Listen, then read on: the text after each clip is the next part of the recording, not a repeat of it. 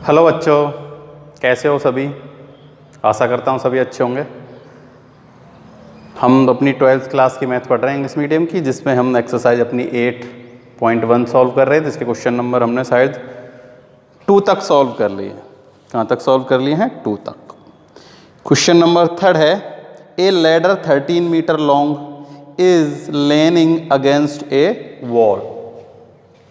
Question number 3, देखो एक wall है, उसके अगेंस्ट एक लैडर है जिसकी ये हमें दी गई है 13 सेंटीमीटर। तो ऐसा क्वेश्चन हम एक पहले भी कर चुके हैं। इसे ए बी सी, ये है एक्स और ये है वाई।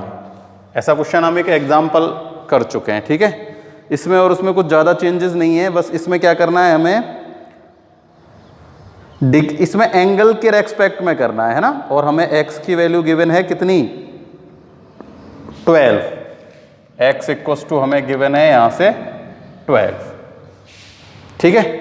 तो हमें जो इसमें फाइंड करना है एक्चुअली वो क्या करना है, देखो इसमें हमें जो गिवन है वो क्या है। इसमें ये लैडर 13 मीटर लॉन्ग है, जो कितने से रेट चेंज हो रहा है, किसमें?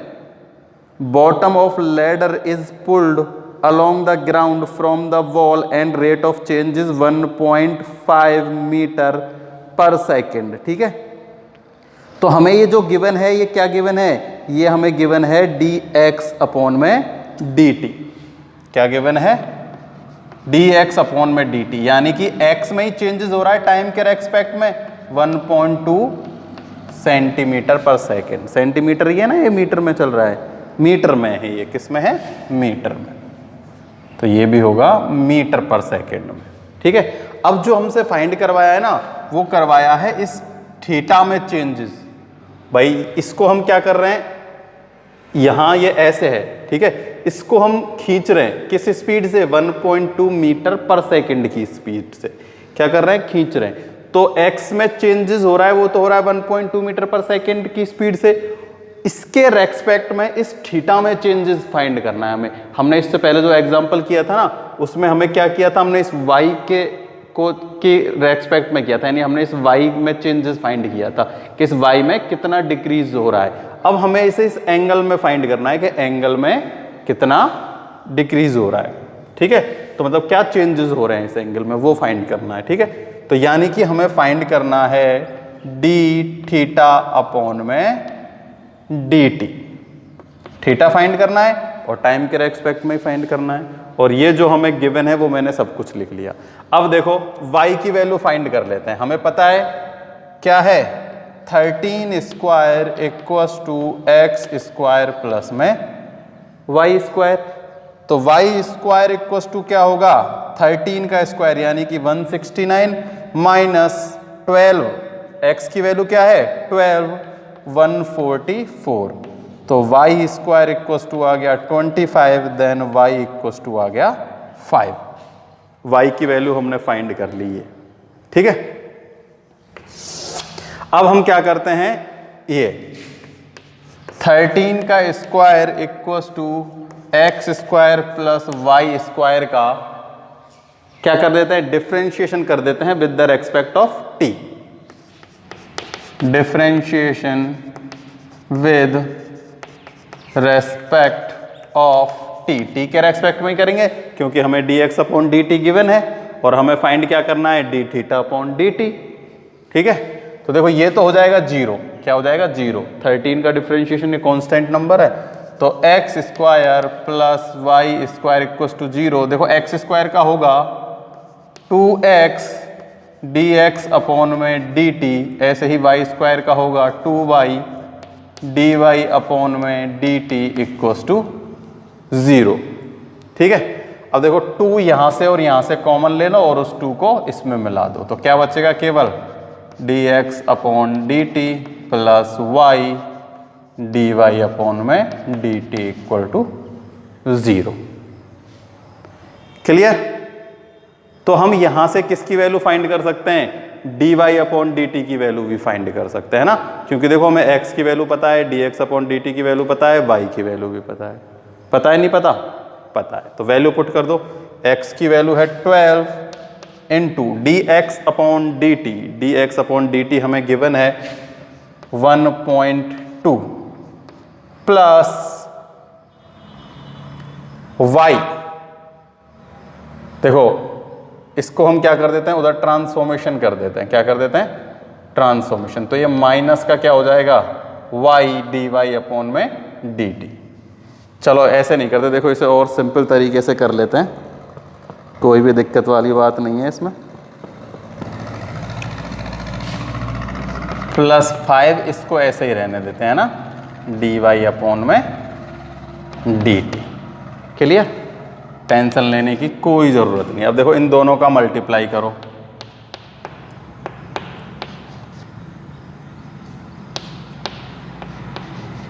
(14.4) कितना आ गया, 14.4 plus 5 multiply by D Y upon में डी एक्स इक्वस टू 0। अब देखो डी वाई अपॉन में डी टी क्या है, D Y upon D T. तो D Y upon D T क्या आएगा, ये तो ये है ही,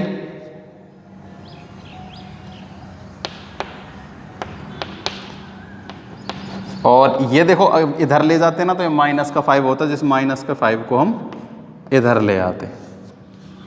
ये 1.2 ये क्या, एक बार फिर से चेक कर लेते हैं, ये 1.5 है, क्या है 1.5 है, क्वेश्चन नंबर 3।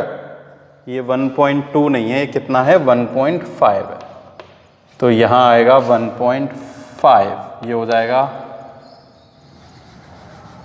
5 2 जा 10 0 या 15 30 0 3 15 कम 15 3 8, ये हो जाएगा 18, तो ऊपर आएगा 18, ये होगा माइनस के 18 अपॉन 5। क्लियर, किसकी वैल्यू आ गई, डी वाई अपॉन में डी टी की। ठीक है, तो देखो अपने पास सारी वैल्यू आ चुकी हैं, D X upon D T, D Y upon D T, और दोनों वैल्यू है, मतलब D Y upon D T और D X upon D T दोनों की वैल्यू आ चुकी है। ठीक है, हमें थीटा के उसमें करना है, तो देखो थीटा डी वाई अपॉन में डी टी यानी कि वाई अपॉन में एक्स क्या होता है, परपेंडिकुलर अपॉन में बेस tan होता है। तो देखो हम tan से करते हैं क्योंकि हमें थीटा की वैल्यू निकालनी है ना, तो tan थीटा इक्वल्स टू क्या होता है, परपेंडिकुलर अपॉन में बेस यानी कि y अपॉन में x। क्लियर, देखो सबसे पहले तो हमने सिंपल से सॉल्व किया कि x की वैल्यू गिवन है, y की वैल्यू फाइंड कर ली, dx अपॉन dt गिवन है, dy अपॉन dt फाइंड कर ली। इसका क्या करके, इसका डिफरेंशिएशन करके क्या फाइंड कर लिया हमने, dy अपॉन में dt, ये आ गया। अब हमें जो चीज़ फाइंड करनी है उसके ऊपर कांस्टेंट करते हैं कि हमें थीटा फाइंड करना है, तो tan थीटा लेते हैं क्योंकि y अपॉन x, और y और x सबकी वैल्यू अपने पास अब तो है ही, y x dy upon dx, dx dy upon dt, dx upon dt सारी वैल्यू है। ठीक है, तो अब हम इसका कर देते हैं डिफरेंशिएशन, क्या कर देते हैं, डिफरेंशिएशन, और किसके रेस्पेक्ट में करते हैं, टाइम के रेस्पेक्ट में ही करते हैं। देखो tan का होता है sec स्क्वायर x, तो sec स्क्वायर थीटा, फिर थीटा का क्या करेंगे, d थीटा अपॉन में dt। एक्चुअली हमें फाइंड भी यही करना है, d थीटा अपॉन में dt, तो d थीटा अपॉन में dt। यहां फॉर्मूला लग जाएगा, देखो x का तो हो जाएगा स्क्वायर, x को छोड़ा y का किया dy अपॉन में dt, प्लस y को छोड़ा x का किया dx अपॉन में dt। ठीक है, तो देखो हमें d थीटा अपॉन में dt निकालना है ना, क्या निकालना है, d थीटा अपॉन में dt। तो इस sec स्क्वायर थीटा को मैं इधर ले जाता हूं, तो देखो इधर सॉल्व करते हैं, तो अपने पास आएगा d थीटा अपॉन में dt equals to, value put करते हुआ जाता हूं, x की वैल्यू है 12, dy अपॉन dt की वैल्यू ये रही -18 अपॉन 5, प्लस y की वैल्यू है अपने पास 5 इंटू dx अपॉन dt की वैल्यू है 1.5 अपॉन, देखो sec स्क्वायर थीटा नीचे आएगा ना, तो sec स्क्वायर थीटा, तो तो देखो सेक थीटा, सेक क्या होता है भाई, अगर इस ट्रायंगल में से हम सेक थीटा की वैल्यू फाइंड करें, देखो हमें पता है sine cos tan cot sec और कॉसेक, तो सेक की जो वैल्यू होती है वो क्या होती है, सबको पता है सेक होता है 1 अपॉन में साइन, सॉरी 1 अपॉन कॉस, क्या होता है 1 अपॉन कॉस, तो यानी कि b अपॉन एच होता है कॉस, तो h अपॉन b, यानी कि हाइपोटेनियस अपॉन में बेस, क्या होता है सेक हाइपोटेनियस अपॉन में बेस, और बेस है अपने पास x और हाइपोटेनियस है अपने पास 13, तो 13 का स्क्वायर, यानी कि सीधा ही लिख देता हूं 169, क्या लिख लेता हूं 169 अपॉन में एक्स स्क्वायर। अब आप बोलोगे कि सर एक्स स्क्वायर, एक्स की भी वैल्यू है 12, तो उसकी भी वैल्यू पुट कर दो, देखो कर दो करने को तो, पर हमारे पास यहाँ पहले से ही एक एक्स स्क्वायर है, तो ये एक्स स्क्वायर से एक्स स्क्वायर कैंसिल हो जाएगा, इसलिए हमें इन दोनों की वैल्यू पुट करने की जरूरत नहीं है। चाहो तो यहाँ भी 144, यहाँ भी 144 लिख सकते हो, एक्स की वैल्यू 12, 12 का स्क्वायर 144, ठीक है। तो इस एक्स स्क्वायर से ये एक्स स्क्वायर हो गया कैंसिल। अब हमें वो सॉल्व करना है जो ऊपर दिया है, उसको सॉल्व कर लो कैलकुलेशन, अपना आंसर आ जाएगा। देखो डी थीटा अपॉन में डी टी इक्वस टू क्या होगा, इसका इससे मल्टीप्लाई और फिर ये उसमें ऐड, माइनस से ही आएगा, और उधर है अपना कितना 1.5, कितना है 1.5, तो देखो ये कितना हो जाएगा,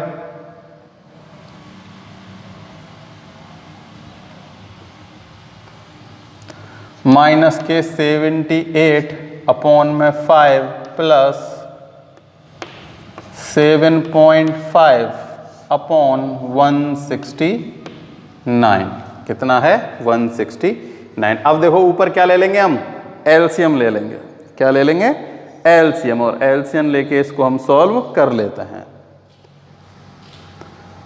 यही आएगा, कोई दिक्कत वाली बात नहीं है। देखो इसमें 5 से डिवाइड देंगे ना हम, तो 5 1 जा 5, 2 बचेगा यहाँ, तो 5 2 जा 10, इसको हम और सॉल्व कर सकते हैं, कोई दिक्कत नहीं है, ठीक है। अब देखो एलसीएम लेके सॉल्व कर लो, देखते हैं क्या गड़बड़ हुई है या नहीं हुई कहीं। देखो एलसीएम यहाँ तो आएगा 5, ठीक है, तो ये तो है माइनस का 78 प्लस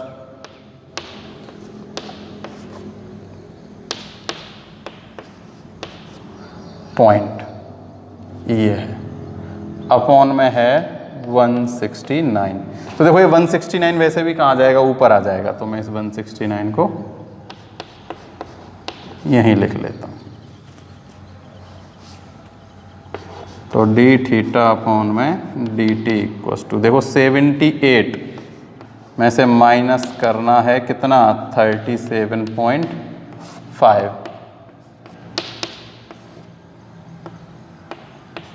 कितना बचेगा 40.5, इसमें डिवाइड देंगे 5 इंटू 169 से, ये माइनस का बचेगा यहाँ ना, ये माइनस का है, ये प्लस का है, तो यहाँ क्या किसका बचेगा माइनस का बचेगा।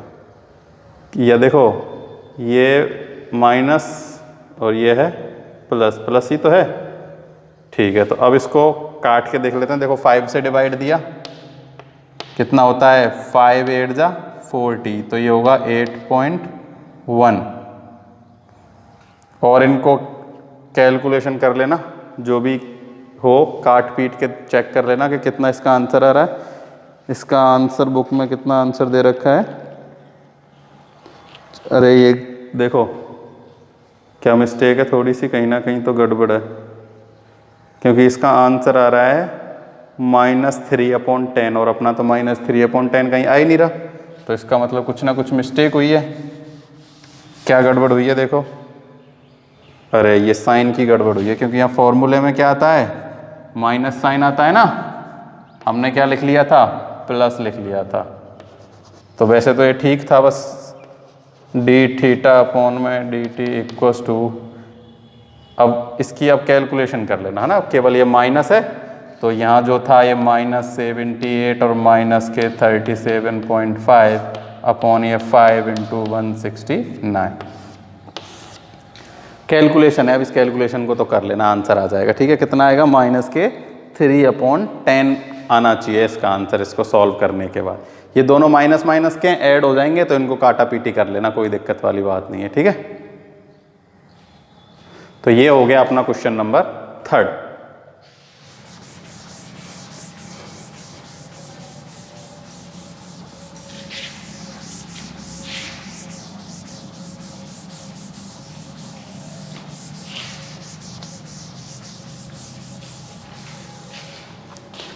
फोर्थ जो है वो है अपना कि n, तो क्वेश्चन नंबर 4, देखो क्वेश्चन नंबर 4 जो है उसमें वो क्या कह रहा है, उसमें कह रहा है कि एक क्यूब है, क्या है? क्यूब, जिसकी एक साइड यानी कि x = हमें गिवन है 10 सेंटीमीटर। ठीक है, और उसकी साइड में जो चेंज है, रेट ऑफ चेंज यानी कि dx/dt जो है वो है 3 सेंटीमीटर पर सेकेंड। क्या है? 3 सेंटीमीटर पर सेकेंड। और हमसे बोला गया है वॉल्यूम में चेंजेस फाइंड करना है, यानी कि dV/dt फाइंड करना है। क्या फाइंड करना है? dV/dt। देखो क्वेश्चन में हमसे क्या कहा गया है, क्वेश्चन में हमसे कहा गया है कि edge of a variable cube is increasing at the rate of 3 centimetre per second, find the rate at which the volume of cube increasing when the edge is 10 centimetre long. तो ये जो as है यहाँ से यहाँ तक कितना है? 10 सेंटीमीटर। इसको हमने x से लिख लिया है। अब देखो जो वॉल्यूम में चेंजेस करने हैं, तो वॉल्यूम क्या होता है क्यूब का? साइड क्यूब, साइड x है तो x की पावर 3x क्यूब। डिफरेंशिएशन करते हैं with respect of t, dV/dt, इसका हो जाएगा 3x²। अब t के रेस्पेक्ट में कर रहे हैं तो x का भी होगा dx/dt। वैल्यू पुट कर देते हैं सारी, dV/dt फाइंड करना है तो 3 × x की वैल्यू है 10 तो x² हो जाएगा कितना? 100 इंटू dx/dt की वैल्यू है 3। ठीक है, तो 3 3 9 और ये हो जाएगा 900। वॉल्यूम है तो सेंटीमीटर क्यूब पर सेकेंड। तो अपना आंसर आया है dV/dt = 900 सेंटीमीटर क्यूब पर सेकेंड। कितना आ गया? 900 सेंटीमीटर क्यूब पर सेकेंड। ये हो गया अपना क्वेश्चन नंबर 4 कंप्लीट। तो उसकी जो वॉल्यूम है उसमें जो इंक्रीजमेंट की रेट है वो क्या होगी? 900 सेंटीमीटर क्यूब पर सेकेंड। तो क्वेश्चन नंबर 4 कंप्लीट हो चुका है।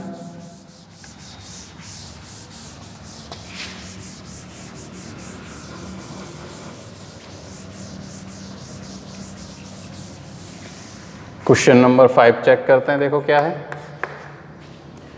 क्वेश्चन नंबर जो 5 है वो अपन को कह रहा है कि ए balloon which always remains spherical on influence if being influed by pumping, यानी कि उसमें हम पंप से हवा देते हैं तो eight the rate of 900 centimetre cube पर सेकेंड ऑफ गैस। तो find the rate of the radius of balloon increasing when the radius is 15 centimetre. कितनी है? 15 सेंटीमीटर है रेडियस। तो देखो एक बलून है वो हमेशा कैसा रहता है? स्फेरिकल रहता है। ठीक है ना, उन्होंने क्लियर कह दिया। वैसे बलून थोड़ा सा टेढ़ा मेढ़ा हो जाता है बट उन्होंने क्वेश्चन में क्लियर कहा है कि वो स्फेरिकल है और उसकी जो रेडियस है वो है 15 सेंटीमीटर। ठीक है, इसमें जब हम एक पंप देते हैं ना तो इसमें जो रेट ऑफ चेंज होता है वो होता है कितना? 900 सेंटीमीटर क्यूब। ठीक है, तो पंप देंगे तो वॉल्यूम में चेंज होगा और आर में भी क्या होगा, इंक्रीजमेंट। भाई उसके अगर किस में चेंज हो रहा है, वॉल्यूम चेंज हो रहा है, वॉल्यूम इंक्रीज हो रहा है, तो रेडियस भी क्या हो रहा है, सिंपल सी बात है, इंक्रीज हो रही है।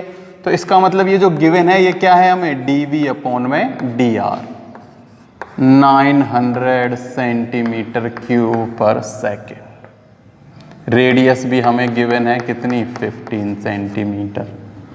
और हमें क्या चेंजेस करने, क्या चेक करना है उसमें, हमें उसमें चेंज करने की हमें बोला है, उसके रेडियस में क्या करनी है, हमें फाइंड करनी है कि उसमें क्या चेंजेस आते हैं, किसमें, रेडियस में। तो रेडियस में यानी कि हमें क्या चेक करना है, हमें चेक करना है dr अपॉन में dt। रेडियस में चेंजेस हमें फाइंड करना है, ठीक है। तो देखो वॉल्यूम ऑफ स्फीयर क्या होती है, 4/3 पाई आर क्यू। तो v यानी कि dv अपॉन में, देखो t के रेस्पेक्ट में करते हैं क्योंकि हमें dv अपॉन dt फाइंड करना है ना, और हमें जो गिवन है वो क्या है, dv अपॉन में dr गिवन है। क्या गिवन है, dv अपॉन में dr गिवन है। तो देखो अगर हम r के रेस्पेक्ट में करेंगे ना, तो अपने पास यहाँ क्या आएगा, d केवल r ही रहेगा, तो फिर हम dr की वैल्यू कैसे फाइंड करेंगे। तो इसलिए हम इसको जो डिफरेंशिएशन करेंगे ना, वो किसके रेस्पेक्ट में करेंगे, t के रेस्पेक्ट में करेंगे। किसके रेस्पेक्ट में करेंगे, t के रेस्पेक्ट में, ठीक है। तो dv अपॉन में dt इक्वल्स टू 4, देखो 3 आगे आ जाएगा, 3 × 4/3 पाई r स्क्वायर। अब r का भी करेंगे तो क्या होगा, dr अपॉन में dt। तो देखो 3 से 3 कैंसिल हो गया, तो dv अपॉन में dt इक्वल्स टू हुआ 4 पाई r क्यू dr अपॉन में dt। तो देखो हमें dr अपॉन dt फाइंड करना है। क्या फाइंड करना है, dr अपॉन dt। तो हम इसका क्या कर देते हैं, इसका हम इधर ट्रांसफॉर्मेशन कर देते हैं। क्या कर देते हैं, ट्रांसफॉर्मेशन। तो हमें dv अपॉन में dt को गिवन थोड़ी है, हमें गिवन क्या है, हमें गिवन है dv अपॉन में dr। क्या गिवन है, हमें dv अपॉन में dr गिवन है। तो देखो हमें dv अपॉन dr कैसे करेंगे इसका। तो देखो हमें जो दिया गया है ना, वो क्या है, dv अपॉन में dr, और यहाँ अपने पास क्या आ रहा है, dv अपॉन में dt। देखो चाहो तो हम इसे कैसे लिख सकते हैं, dv अपॉन में dr पहले भी किया था हमने, और dr अपॉन में dt, फिर हम इसको हल कर सकते हैं, ठीक है। तो अगर उसमें कन्फ्यूजन है तो देखो और एक तरीका है जिससे हम इसको और भी सिंपल कर सकते हैं। देखो वो तरीका क्या है, देखो v इक्वल्स टू हमें पता है क्या है, 4/3 पाई r क्यू, और अपने पास है dv अपॉन में dr बराबर कितना दिया गया है, 900 सेंटीमीटर क्यूब पर सेकंड, ठीक है। तो हम इसे 900 सेंटीमीटर ही लिख लेते हैं, क्लियर। अब देखो ये जो v है इसकी वैल्यू क्या है, ये रही 4/3 पाई r क्यू, लिख देते हैं d अपॉन में dr, और इसकी वैल्यू कितनी है, 4/3 पाई r क्यू बराबर कितना है, 900। कितना है, 900। अब इसका हम क्या कर देते हैं, डिफरेंशिएशन। ये क्या है, एक डिफरेंशिएशन ही तो है, ठीक है। इसका हम क्या कर देते हैं, डिफरेंशिएशन। तो देखो सेम वही होगा जैसे पहले किया था ना, सेम ये इसका डिफरेंशिएशन हो रहा है। तो देखो ये तो है वही 4/3, ये 3 आगे आ जाएगा, पाई इंटू आर स्क्वायर, और r का होगा dr अपॉन में dt इक्वल्स टू में कितना है, 900, ठीक है। अब देखो 3 से 3 कैंसिल हो गया, इन dr अपॉन dt निकालना है, इन सब का हम ट्रांसफॉर्मेशन कर देते हैं। तो ये मल्टीप्लाई में ना इधर आके डिवाइड में हो जाएंगे, dr अपॉन में dt। तो देखो 900 अपॉन में 4 into pi into r square, r कितना है 15, और 15 का स्क्वायर कितना होता है 225, 225 होता है 15 का स्क्वायर। अब देखो इन दोनों का करेंगे ना जब कितना आ जाएगा, ये हो जाएगा 450 और 450 900, कितना हो जाएगा 900 पाई आ जाएगा। यहाँ उनका मल्टीप्लाई करने पर होगा 900 पाई। तो 900 से 900 कट गया, 1/पाई वॉल्यूम है तो सेंटीमीटर क्यूब पर सेकेंड। ठीक है, क्या निकल गया अपना dr/dt 1/5 सेंटीमीटर क्यूब सेकेंड आ गया। कितना आ रहा है, तो उसका जो क्या है रेडियस है उसमें चेंजेस कितना होगा 1/5 सेंटीमीटर क्यूब पर सेकेंड। ठीक है, तो ये दिख रहा होगा नीचे तक सबको, थोड़ा सा नहीं दिख रहा है नीचे का ना, तो इसको 1/पाई लिख लेना। क्या लिख लेना 1/पाई। तो फिफ्थ हो चुका है अपना कंप्लीट।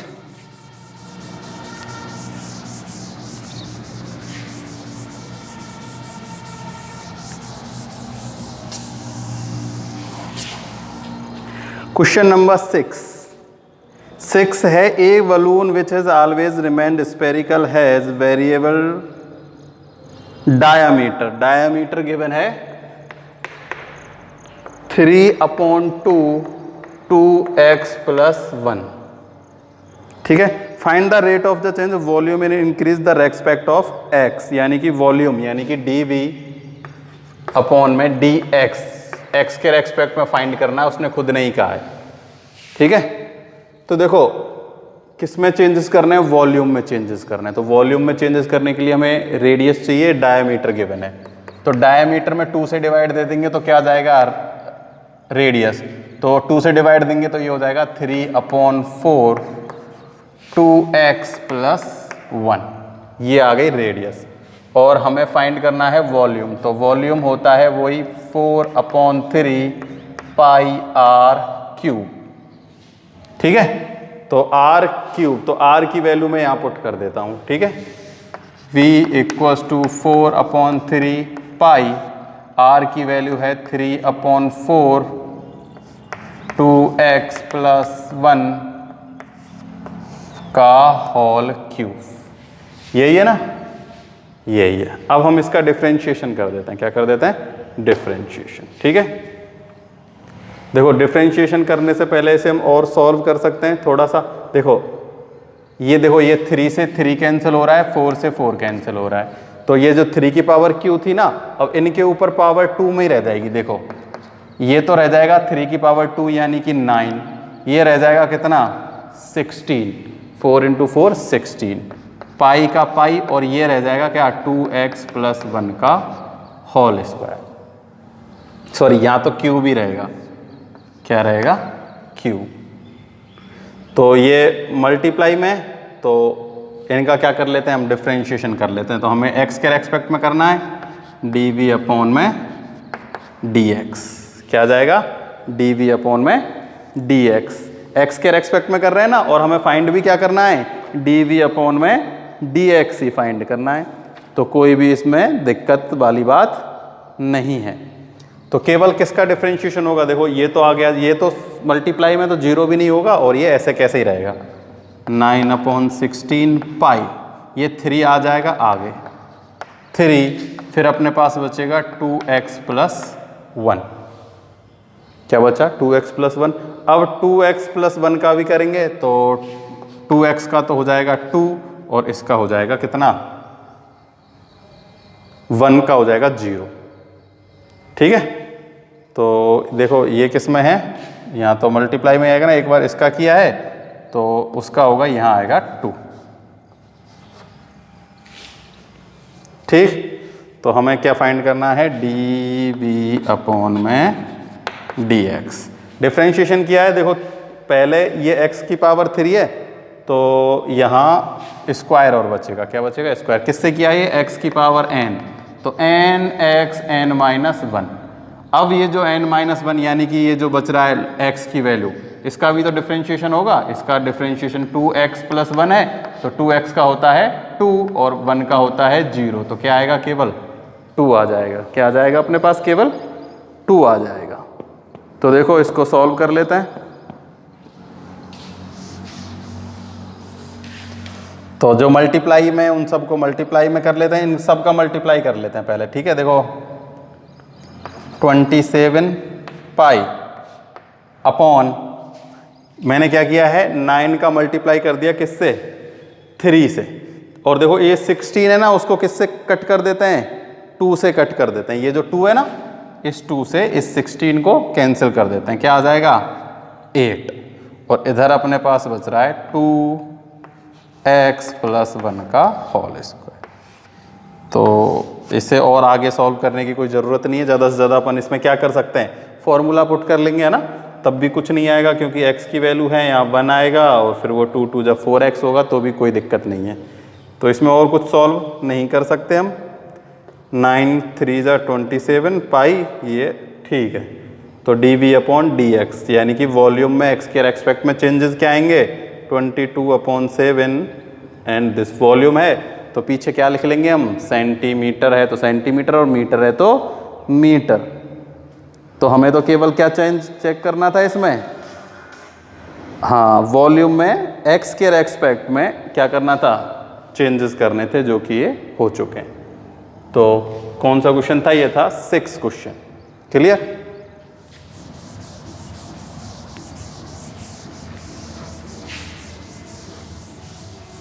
अब है क्वेश्चन नंबर 7। तो देखो जो 7 क्वेश्चन है वो थोड़ा सा है तो इजी, है ना, तो बिल्कुल इजी है, बस इसकी जो क्वेश्चन की लैंग्वेज है ये थोड़ी सी अलग है। कि इसने बोला है, देखो the local cost CS rupees associate with the production of X unit of an item is given by, find the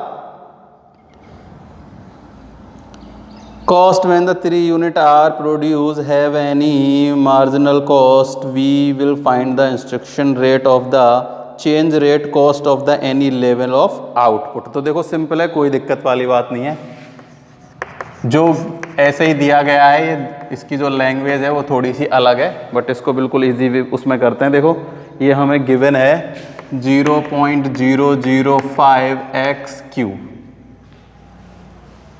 minus 0.02x² plus 30x plus 5000 है। तो और इसने बोला है तो find the cost when 3 unit are production. तो unit 3 यानी कि यूनिट 3 दी गई है, और हमें जो इसमें यूनिट है ना वो क्या है, x है। क्या है, x, यानी कि x इक्वल्स टू क्या है, 3 है। क्या है, 3। तो जैसा अब तक करते आए ना वैसे ही करेंगे। क्या कर लेते हैं, डिफरेंशिएशन कर देते हैं। क्या कर देते हैं, डिफरेंशिएशन। किसके रेस्पेक्ट में, x के रेस्पेक्ट में। बिल्कुल इजी है, कुछ नहीं करना, केवल x के रेस्पेक्ट में डिफरेंशिएशन कर देते हैं। तो इसको हम ऐसे डैश लगा के लिख लेते हैं।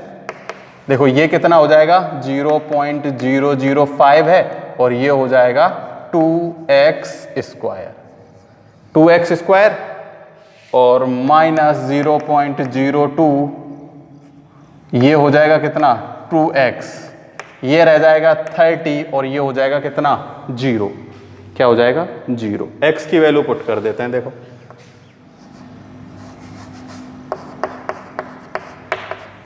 0.005, 2, और ये कितना है, 3 का स्क्वायर होगा 9 भाई, 3 का स्क्वायर, 3 3 जा 9, 9 2 जा 18, माइनस 0.20, 3 2 जा 6, प्लस में 30। ठीक है, अब इनको सॉल्व कर लेते हैं। देखो इन दोनों का मल्टीप्लाई करते हैं। ये सही आ रहा है ना, 3 3 जा 9, 9 2 जा, सॉरी ये 3x² होगा, 3x²। तभी तो कहूँ कुछ तो गड़बड़ लग रही है। ये हो जाएगा कितना, 27।